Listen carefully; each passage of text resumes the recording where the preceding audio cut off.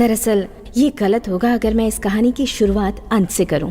मुझे लगता है अगर हम इस कहानी को अपने नजरिए और दृष्टिकोण से पेश कर भी देते हैं तो हर एक इंसान इसे अपने हिसाब से ही जज करेगा। Fair enough. तो फिर तुम कितने आर्टिकल्स लिखना चाहती हो? आई डोंट नो, शायद 5 या 6, इट ऑल डिपेंड्स। ओके, तो ट्यूसडे के एडिशन के लिए 6 आर्टिकल्स तैयार रखना and I think we can freeze on that. Sure sir, thank you so much. तो ये तुम्हारा पहला आर्टिकल है, टाइटल क्या देना चाहोगी? मैं आपको वो बताता हूँ जो मुझे पता है। मैंने जो देखा वो मैं बताता हूँ। मैं जो जानता हूँ जरूर बताऊंगा। मुंह बंद करो, मैं कुछ नहीं बताने वाला, चुपचाप बैठो। बड़े आए बोलने वाले।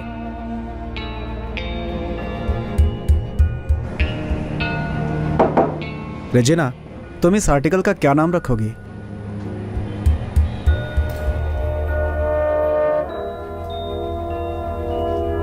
I'll call it As Seen by the Rest.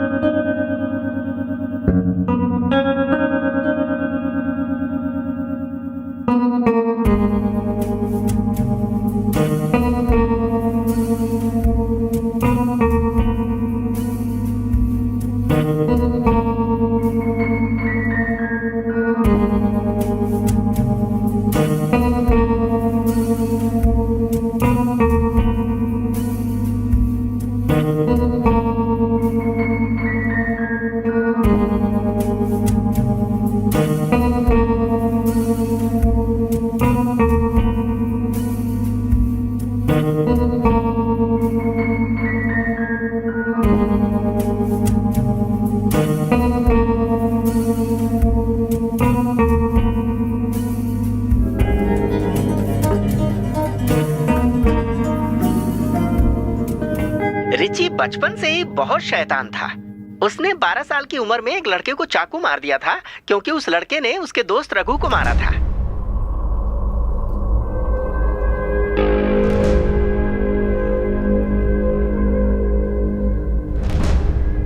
उस हादसे के बाद रघु वहां से भाग गया और रिची को बच्चों के रिमांड होम में भेज दिया गया।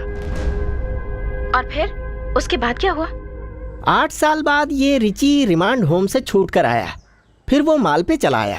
बाद में वो रघु को ढूंढता रहा लेकिन रघु का कुछ भी पता नहीं चला। तो रघु को रिची के बारे में कैसे पता चला? अब ये तो मुझे भी नहीं पता क्योंकि तब तक मैं मुंबई जा चुका था। दरअसल मैं मुंबई गया था काजू का सैंपल दिखाने। वहाँ का कोई ठेकेदार हमसे काजू खरीद कर विदेशों में एक्सपोर्ट करता था। उसी सिलसिले में मैं उससे मिला था। रघु ने ही उस तक हमें पहुंचाया था। एक दिन क्या हुआ, हम सब एक लेडीज बार में खाना खाने गए थे जहाँ हमें रघु दिखा। वो वहाँ मुंबई में क्या कर रहा था? वो यही कोई 13-14 साल का था जब यहाँ से भागकर मुंबई गया।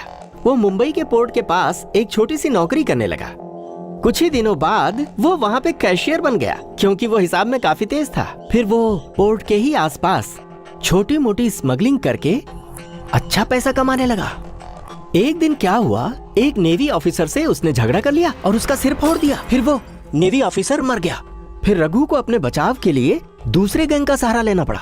फिर वो उसके चंगुल में ऐसा फंसा कि कभी नहीं निकल पाया। 15 सालों में कभी उसे ऐसा नहीं लगा कि घर वापस जाना चाहिए? क्या कह रही हैं आप? यहाँ की बुरी यादों में लौटकर वो आखिर करता भी क्या? हालांकि मैडम ऐसा नहीं था कि वो मुंबई में बहुत खुश था।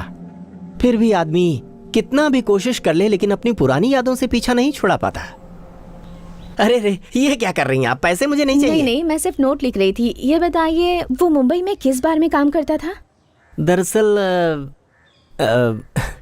मुंबई में कुछ ही ऐसे लेडीज बार हैं जहां मैं जाता था, लेकिन अभी कुछ याद नहीं आ रहा है।